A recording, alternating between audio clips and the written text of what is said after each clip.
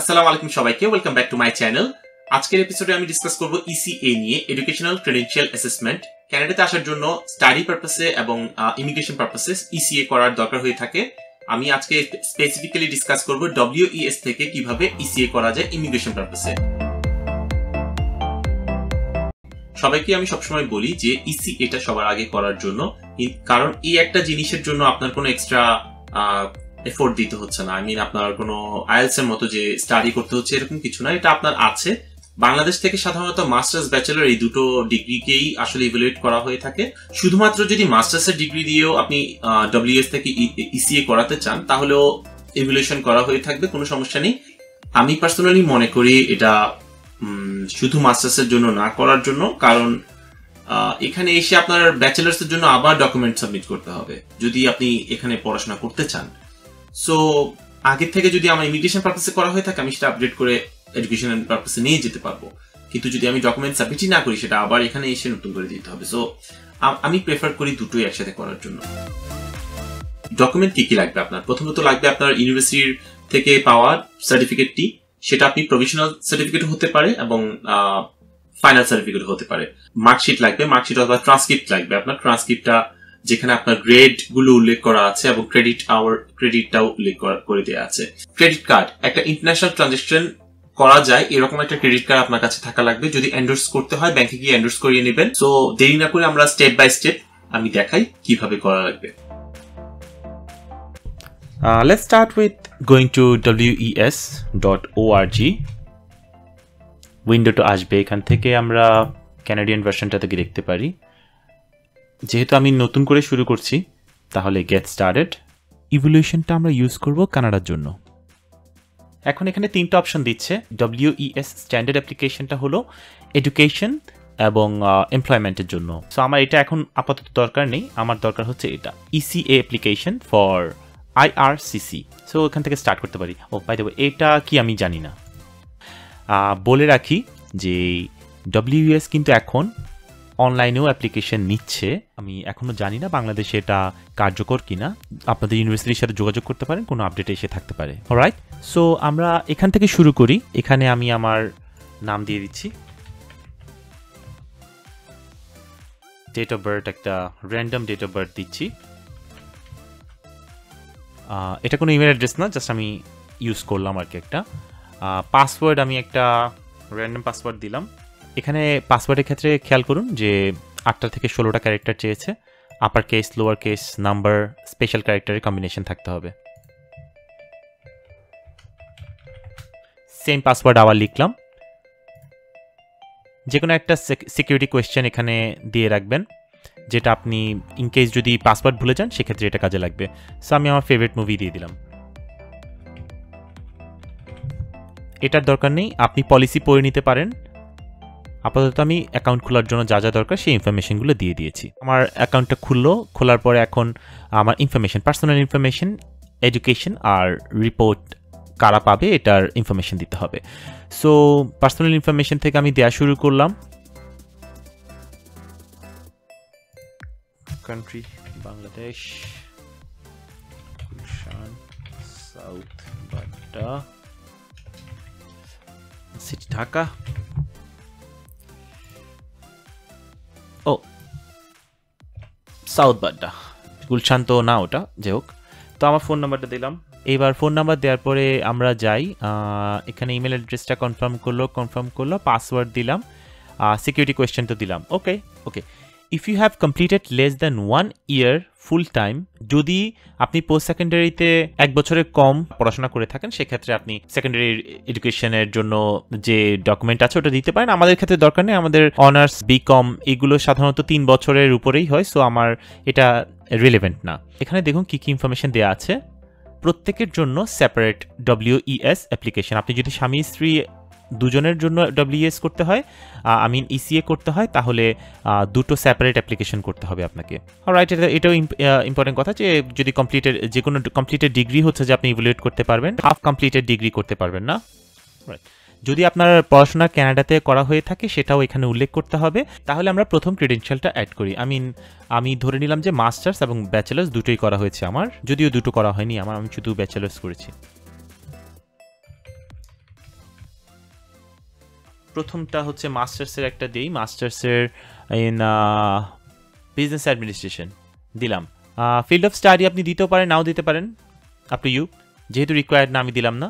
ইয়ার awarded ছিল আপনার ধরলাম 13, শুরু করেছি 12 থেকে 13। অলরাইট, সো প্রথম ক্রেডেনশিয়াল আমার অ্যাড হয়ে গেল। সেকেন্ড ক্রেডেনশিয়াল আমি অ্যাড করব এখন, সেটা হচ্ছে আমার bachelor of business administration honours. আমি অনার্সেরটা অ্যাড করলাম, কারো যদি অনার্স না থাকে তাহলে অন্য কোনো ডিগ্রি থাকলে অন্য কোনো ডিগ্রি নাম দিতে পারেন। সেম আমার নাম থাকলো এখানে। তারপরে অ্যাগেইন ফিল্ড অফ স্টাডি দিতেও পারেন, নাও দিতে পারেন। বিবিএ এমবিএ দুটোর জন্য আমি ক্রেডেনশিয়াল ইভ্যালুয়েট করতে চাচ্ছি। শুধু মাস্টার্স দিয়েও অনেকে ইভ্যালুয়েশন করাতে পারেন, কিন্তু আমি এটা সাজেস্ট করব না, যেহেতু পোস্ট সেকেন্ডারি সার্টিফিকেটের ইভ্যালুয়েশন করতে চাচ্ছে ওরা। এটা সহ দিলে অবশ্যই একটা ভ্যালু অ্যাড হবে। আরেকটা কথা হলো, ফিউচারে যদি আপনি কানাডায় পড়াশোনা করতে চান তাহলে আপনার ব্যাচেলরের ইভ্যালুয়েশন চাইতে পারে, তো তখন আপনি এখান থেকে জাস্ট আপগ্রেড করে নিলেই হবে। কিভাবে আপগ্রেড করতে হবে এটা আমি পরবর্তীতে দেখাচ্ছি। নেক্সট দিলাম। পার্সোনাল ইনফরমেশন দেওয়া শেষ, এডুকেশনও আমার ইনফরমেশন দেওয়া শেষ। এখন হচ্ছে রিসিপেন্টস কারা হবেন। রিসিপেন্টস একটা হচ্ছে আপনার বাংলাদেশের যে ঠিকানা আছে, যে ঠিকানায় আপনি আপনার WES এর রিপোর্ট পেতে চান সেটা এখানে দিবেন। সেটা দেওয়া হয়েছে আমাদের পার্সোনাল ইনফরমেশনে, এটা এখানে রিফ্লেক্ট করছে। আরেকটা কপি যাবে IRCCর কাছে। IRCCর কাছে ইলেকট্রনিক্যালি এই কপিটা যাবে। সো এটারও আপনার দেখবেন একটা ঠিকানা দেওয়া থাকার কথা।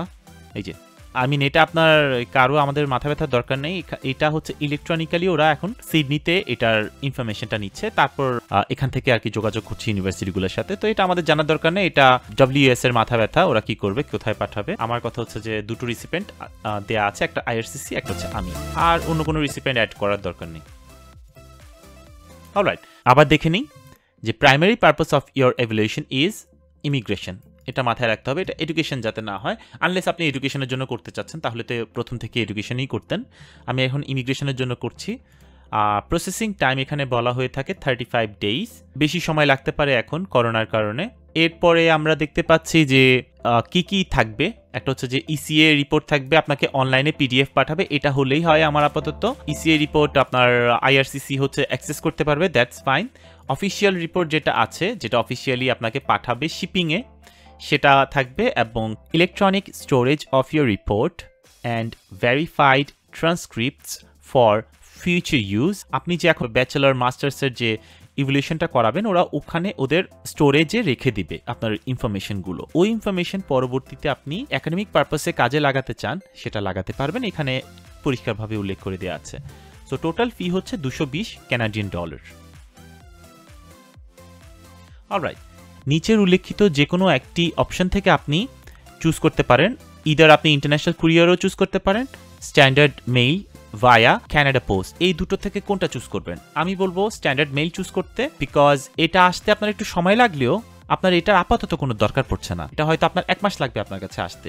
যেটা ইম্পর্টেন্ট সেটা হচ্ছে IRCCর কাছে আপনার রিপোর্টটা যাচ্ছে কিনা, এবং আপনি তো একটা PDF কপিও পেয়ে যাচ্ছেন। তো আপনি ইনস্ট্যান্টলি চাইলেই আপনি এক্সপ্রেস এন্ট্রির প্রোফাইল খুলতে পারবেন WES রিপোর্ট দিয়ে। এডিশনাল $75 দেওয়ার কোনো প্রয়োজন নেই, আপনি স্ট্যান্ডার্ড মেইল দিয়েই এটাতে অ্যাপ্লাই করুন। এখানে দেখতেই পাচ্ছেন যে ECA report will be delivered electronically. এখন আসি রিকোয়ার্ড ডকুমেন্ট চেকলিস্টের পেজে। এখানে আমরা দেখতে পাচ্ছি আমার দুটো সার্টিফিকেট, মাস্টার্সের এবং ব্যাচেলরের রিকোয়ারমেন্ট দেওয়া আছে যে কোন কোন ডকুমেন্ট লাগবে। সো মাস্টার্সেরটা দেখি। এখানে দেখতে পাচ্ছি আমরা দুটো ডকুমেন্ট আমার লাগবে, একটা হচ্ছে ইউনিভার্সিটি মার্কশিটস এবং আরেকটা হচ্ছে ডিগ্রি সার্টিফিকেট। এটা ফাইনাল এবং প্রভিশনাল হলেও হবে, এটা প্রভিশনালটাও WES অ্যাকসেপ্ট করে। ইউনিভার্সিটি মার্কশিট বলতে যেটা বুঝিয়েছে সেটা হচ্ছে ট্রান্সক্রিপ্ট। এটা আমাদের অনেকের তোলা থাকে না, আমরা পাশ করার পরে আসলে এটার কথা অনেকেই ভুলে যায়, আমি ভুলে গিয়েছিলাম। এটা তুলে নিতে হবে ইউনিভার্সিটি থেকে, যেখানে আপনার ক্রেডিট আওয়ার এবং গ্রেডসগুলো উল্লেখ করা আছে। এই ক্ষেত্রে আপনার অপশন হচ্ছে দুটো, আপনি ইউনিভার্সিটিকে রিকোয়েস্ট করবেন, ইউনিভার্সিটি সেই ডকুমেন্টগুলো অ্যাটেস্টেড করে একটা এনভেলপে সিল করে WES এর কাছে পাঠাবে। আমাদের দেশের জন্য প্রযোজ্য হচ্ছে এটা, যেটা আপনি ইউনিভার্সিটিকে রিকোয়েস্ট করবেন, রিকোয়েস্ট করার পরে ইউনিভার্সিটির কর্তৃপক্ষ আপনাকে ডকুমেন্ট অ্যাটেস্টেড করে দিবে। সেই ডকুমেন্ট আপনি WES কে সরাসরি পাঠাবেন এবং এনভেলপটা অবশ্যই সিলড থাকবে এবং পেছনে এটার উপর একটা সিগনেচার করে দেওয়া থাকবে এবং একটা স্ট্যাম্পও থাকবে, এরকমভাবে সিলড করা থাকবে এবং সিগনেচার করা থাকবে। এবং ডিগ্রি সার্টিফিকেটের জন্য সেম, আপনি অ্যাটেস্টেড কপিটা একই এনভেলপে ভরে আপনি পাঠাবেন। আপনি চাইলে ডিগ্রি সার্টিফিকেটটা মাই অ্যাকাউন্টে আপলোড করে রাখতে পারেন। আমি জানি না এটা কোনো ভ্যালু আছে কিনা, আপনি যেহেতু এখানে পাঠাচ্ছেন আর আপলোড করার এখানে প্রয়োজন দেখছি না আমি। ওকে, ব্যাচেলারের ক্ষেত্রেও সেম, ইউনিভার্সিটির মার্কশিটস এবং ডিগ্রি সার্টিফিকেট দরকার হবে। যেভাবে আপনি মাস্টার্সের জন্য অ্যাটেস্টেড করেছেন একইভাবেই এই ডকুমেন্টের ফটোকপিও অ্যাটেস্টেড করে নিতে হবে এবং একই এনভেলপে ভরে WS এর কাছে পাঠাতে হবে। এক্ষেত্রে বলে রাখি, একাডেমিক রিকোয়েস্ট ফর্ম দেওয়া আছে এখানে, দেখবেন মাস্টার্সের এই ইউনিভার্সিটির মার্কশিটের নিচে হেল্পফুল ফর্মস। এটা কখন লাগবে আমি আপনাকে বলছি। মাস্টার্সের জন্য একটা একাডেমিক রিকোয়েস্ট ফর্ম আপনাকে প্রিন্ট আউট করতে হবে ইনফরমেশন দিয়ে। ব্যাচেলরের জন্য আরেকটা একাডেমিক রিকোয়েস্ট ফর্ম আপনাকে প্রিন্ট আউট করতে হবে ইনফরমেশনগুলো দিয়ে। আমি আগে এটা কমপ্লিট করে কিভাবে ইনফরমেশন ফিল আপ করতে হবে এটা পরে বলছি। ফাইনালি এখানে দেখুন যে আপনি যখন এই অ্যাপ্লিকেশন কমপ্লিট করবেন, কমপ্লিট করার পর আপনাকে একটা WS রেফারেন্স নাম্বার দেওয়া হবে। এই রেফারেন্স নাম্বারটা আপনি আপনার কাছে রেখে দিবেন, পরবর্তীতে কাজে লাগবে। এখানে স্পষ্ট বলে দেওয়া আছে যে অরিজিনাল ডকুমেন্ট আপনি সেন্ড করবেন না, এখানে আপনাকে পাঠাতে হবে ফটোকপি যেটা অ্যাটেস্টেড করা আছে এবং এই ঠিকানায় বরাবর আপনাকে পাঠাতে হবে, পোস্টাল মেইল অর কুরিয়ার ডেলিভারিতে। এখানে আরেকটা কথা বলা আছে, সেটা হচ্ছে পার্সোনালি আপনার যদি কোনো রিলেটিভ থাকে, ফ্রেন্ডস থাকে, যারা হচ্ছে যে আপনার ডকুমেন্টটা বাংলাদেশ থেকে ক্যারি করে এনে এই ঠিকানায় দিয়ে যাবে, এরকম হবে না, মেইলেই পাঠাতে হবে। বাংলাদেশ থেকে ফেডেক্স, DHL অথবা GPOর ইন্টারন্যাশনাল কুরিয়ার, যেটাতে আপনার ট্র্যাকিং করা যায়, এরকম একটা কুরিয়ারের মাধ্যমে পাঠালেই হবে। যদি বাই চান্স কেউ যদি আপনার এখানে কানাডার ভেতরে নিয়েও আসে, এটাও আপনাকে মেইল করেই পাঠাতে হবে, নো এক্সেপশনস। ফাইনালি একটা রিভিউ, আপনি ভালো মতো রিভিউ করে নেবেন আপনার মেইলিং অ্যাড্রেস ঠিক আছে কিনা, এটা খুবই গুরুত্বপূর্ণ। আপনি চাইলে আপনার বাসার ঠিকানাও দিতে পারেন, আপনি চাইলে আপনি যেখানে অফিস করেন ওখানে ঠিকানাও দিতে পারেন, কোনো সমস্যা নেই, আপনার কাছে আসলেই হলো, যেটার বেশি reliable. Again primary purpose immigration, আপনার যে দুটো ডিগ্রি আপনি ইভ্যালুয়েট করাতে চাচ্ছেন সেই দুটো ডিগ্রি আপনি আবার দেখলেন। ইভ্যালুয়েশনের প্যাকেজ হচ্ছে আমার $220, $10 হলো আমার স্ট্যান্ডার্ড ডেলিভারি ফি, এটা কিন্তু আমার কাছে আসার ফি। সেন্ট্রালাইজ ইনটেক অফিস থেকে, যেটা সিডনির অফিস থেকে সরাসরি ডেলিভারি করাবে IRCCর কাছে, তো এখানে আপনার সময় লাগবে না, এটার জন্য আপনার ওই এক্সপ্রেস ডেলিভারি নেওয়ার কোনো প্রয়োজন নেই। টোটাল প্রাইস হচ্ছে $230। আই অথরাইজ WES ভেরিফাই করবে, okay fine fine fine. Terms and condition পড়ে নিন। অ্যাগেইন ডকুমেন্টস যা যা লাগবে পড়ে নিন, সাধারণত ট্রান্সক্রিপ্ট এবং সার্টিফিকেটই লাগে। এখানে আপনার সবকিছু কনফার্ম করতে বলে, যদি এখানে কোনো ভুল হয়ে থাকে আপনি এডিট করে নিতে পারবেন। সো আমি কনফার্ম করলাম, ওকে। এখানে বলে রাখি এটা তেমন কিছু না, হারমোনাইজ সেলস ট্যাক্স এলিজিবিলিটি, এটা যারা হচ্ছে ক্যানাডিয়ান রেসিডেন্ট ওদের জন্য এটা অ্যাপ্লিকেবল, কানাডার বাইরে যারা থাকে ওদের জন্য অ্যাপ্লিকেবল না। So I am not a resident of Canada right now, so it's okay. আগে যেটা হতো, জাস্ট বলে রাখি বলার জন্য, সেটা হলো আগে আমাদেরকে ট্যাক্সটা আগে দিয়ে দিতে হতো, পরে এটা ক্লেম করতে হতো, এটা এখন করতে হচ্ছে না, দ্যাটস গুড। ক্রেডিট কার্ড দিয়েই সাধারণত পেমেন্টটা করা হয়। ফাইনালি আপনি আপনার ভিসা, মাস্টার্স কার্ড, MX যেটাতে আপনার কাছে অ্যাক্সেস আছে সেটার থেকে আপনি এটা করে নেবেন। সো $230 ক্যানাডিয়ান লাগে, ওকে। $230 ক্যানাডিয়ান ইকুইভ্যালেন্ট হচ্ছে $175। সো আপনার ব্যাংকে অ্যাটলিস্ট $200 মতো এন্ডোর্স করিয়ে রাখবেন, তবে $300 পর্যন্ত করা যায়, $300 করে রাখতে পারেন ফিউচারে যদি কাজে লাগে। নেম অন দ্য কার্ড, আপনার নাম দিবেন, কার্ড নাম্বার দিবেন, ডেট, ইনফরমেশন যেটা যেটা আছে এটা দিবেন, পেমেন্ট ইনফরমেশন, বিলিং ইনফরমেশন, আপনি যেখানে বিলটা চান দিতে পারেন, submit payment, that's it. Academic request form, এই রিকোয়েস্ট ফর্মটা আমার ইন্ডিভিজুয়ালি দুটো ডিগ্রির জন্যই আলাদাভাবে ফিল আপ করতে হবে। যখন আমি পেমেন্ট করব, পেমেন্ট করার পর আমাকে একটা রেফারেন্স নাম্বার দেওয়া হবে, রেফারেন্স নাম্বারটা আমি এখানে দিব। দুটো ফর্মেই আমি একই রকম রেফারেন্স নাম্বার দিব, লাস্ট নেম ফার্স্ট নেম আবার থাকবে সেম, যেটা যেটা আপনি উল্লেখ করেছেন। প্রিভিয়াস নেম যদি থাকে, date of birth, email, institute name, country, date attended, এটা একটু মাথায় রাখি, কোন সালের কোন মাস থেকে কোন সালের কোন মাস পর্যন্ত আপনি অ্যাটেন্ড করেছেন, এই ডিউরেশনটা আপনার দিতে হবে। তো এই ক্ষেত্রে আপনি যেদিন ক্লাস শুরু করেছেন সেই দিন থেকে, সেই মাস থেকে যেই মাসে এসে আপনি লাস্ট এক্সাম, ফাইনাল এক্সামটা দিয়েছেন, ওই মাস পর্যন্ত আপনি এটা রাখতে পারেন। ইয়ার অফ অ্যাওয়ার্ডটাও ওখানে সার্টিফিকেটে যে ইয়ারটা উল্লেখ করা থাকবে সেই ইয়ারটা দিবেন। সো আমার ফর্ম ফিল আপ করা শেষ, ফর্ম ফিল আপ করে প্রিন্ট করে নিব, প্রিন্ট করে এবার আপনি ইউনিভার্সিটিতে চলে যাবেন। আমাদের অনলাইনে পেমেন্ট করা হয়ে গেছে, WS আমরা অ্যাকাউন্ট খুলে ফেলেছি। এখন যেটা করতে হবে সেটা হলো যে ফর্মটা আমরা পেয়েছিলাম WS থেকে সেটা নিয়ে ইউনিভার্সিটিতে যেতে হবে। সাথে থাকতে হবে আপনার ট্রান্সক্রিপ্ট এবং সার্টিফিকেট, ওই দুটো নিয়ে জাস্ট ইউনিভার্সিটিতে যোগাযোগ করবেন। ইউনিভার্সিটির যে কর্তৃপক্ষ আছে, অ্যাডমিন, রেজিস্টার বিল্ডিং অথবা যারা এই রেজাল্ট নিয়ে কাজ করে এক একটা ইউনিভার্সিটির এক রকম হতে পারে। ঢাকা ইউনিভার্সিটির ক্ষেত্রে 305 number room, 305 number room, register building এর 305 নাম্বার রুম। ওখানে গিয়ে বললেই হবে যে আমার অ্যাটেস্টেড করা লাগবে এই ডকুমেন্টস গুলো। সো ওরা অরিজিনাল ডকুমেন্ট দেখবে, আপনাকে ফটোকপি নিয়ে যেতে হবে সাথে করে, ওই ফটোকপি গুলো ওরা রেখে দিবে। দুটো অ্যাটলিস্ট করে সবগুলোর ডকুমেন্টারি দুটো করে ফটোকপি নিলে ভালো হয়। সাথে করে অবশ্যই পাসপোর্ট অথবা ন্যাশনাল আইডি কার্ড নিয়ে যাবেন, ওগুলোরও ফটোকপি নিয়ে যাবেন, বিকজ ওগুলো দেখে আপনার সাথে নাম ম্যাচ করে তারপর আপনাকে অ্যাটেস্টেড করে দিবে ওরা। বাট ইনস্ট্যান্টলি করবে না, ঢাকা ইউনিভার্সিটির ক্ষেত্রে ওরা 2 দিনের মতো সময় নেয়। তো আপনি 305 নাম্বার থেকে যখন আপনি ডকুমেন্ট গুলো দিবেন, দেওয়ার পরে আপনি 2 দিন পরে আবার যোগাযোগ করবেন। 2 দিন পরে যোগাযোগ করলে ওরা আপনার ওই অ্যাটেস্টেড কপিগুলো আপনাকে দিয়ে দিবে। এর মাঝখানে যেটা করতে হয়, কিছু পেমেন্ট দিতে হয়। ঢাকা ইউনিভার্সিটির ক্ষেত্রে এটা অলমোস্ট 700-800 টাকার মতো অ্যাটেস্টেড করতে নিবে। আপনার কাগজ যখন অ্যাটেস্টেড হয়ে যাবে, দ্যাট মিনস আপনার যে ফটোকপি গুলো আছে, অবশ্যই ফটোকপি গুলো অ্যাটেস্টেড যখন হয়ে যাবে, সেই ফটোকপি এবার আপনাকে সিলগালা করে আপনার ইউনিভার্সিটি কর্তৃপক্ষ আপনাকে একটা খাম দিবে। ওই খামটা আপনার DHL, FedEx অথবা বাংলাদেশের GPO যে কোনো একটাতে ওই WS এর যে ঠিকানাটা আছে ওই ঠিকানাটাতে আপনার সেন্ড করতে হবে। যারা স্বামী স্ত্রী একসাথে অ্যাপ্লাই করে থাকেন, ওনাদের জন্য যেটা আমি বলবো সেটা হচ্ছে যে আপনারা একটা খামি সেন্ড করতে পারেন WS এ। এতে করে যেটা হবে, আপনার এডিশনাল কুরিয়ার ফিটা লাগলো না। কিন্তু এই ক্ষেত্রে মনে রাখতে হবে, যেটা মেইন খামের উপরে 2টো রেফারেন্স থাকবে, ভিতরে আপনি 2টো খাম আলাদাভাবে রাখতে পারেন, 2টো রেফারেন্স WS এর এনভেলপ আলাদাভাবে রাখতে পারেন, কোনো সমস্যা নেই। DHL এ এখন স্টুডেন্ট একটা ডিসকাউন্ট চলছে, যেটা আপনার মনে হয় 2500 টাকার মতো। এছাড়া GPO তেও আপনি ট্র্যাকিং নাম্বার সহ পাঠাতে পারেন, ইন্টারন্যাশনাল আপনার যে কুরিয়ার আছে GPOর। সো ওটাতে আপনার 1400 টাকার মতো নিবে। ওটাও খারাপ না, ওটাও ভালো।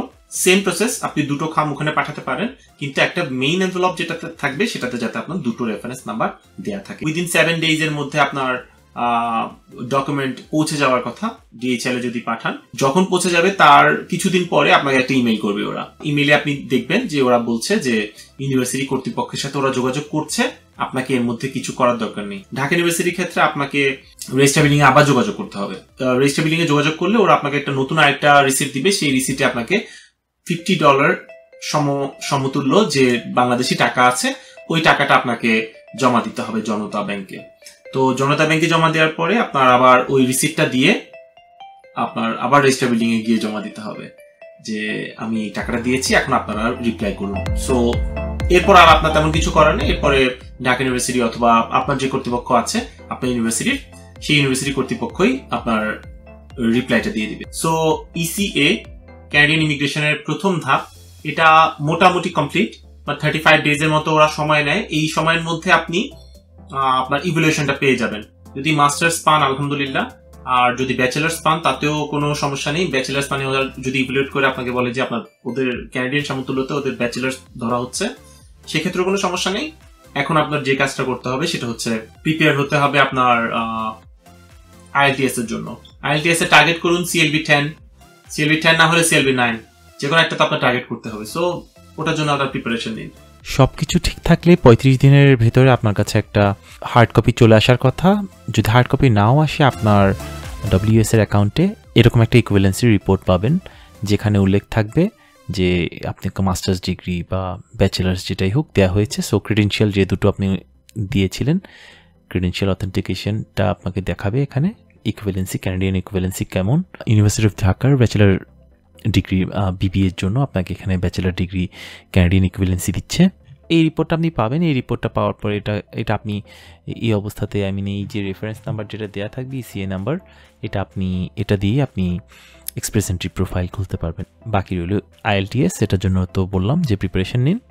সো এটাই ছিল বাংলাদেশ থেকে WS এর ECA করার প্রসেস। এখানে একটা বেসিক সামারি দেওয়া আছে। যদি এই ভিডিওটাকে ইনফরমেটিভ মনে হয় এবং আপনারা চান আরও এরকম ভিডিও করি আমি, তাহলে প্লিজ সাবস্ক্রাইব করুন অ্যান্ড আমাকে কমেন্টে জানান কী ধরনের ভিডিও আপনারা চান। So goodbye for now, see you next week ইনশাল্লাহ।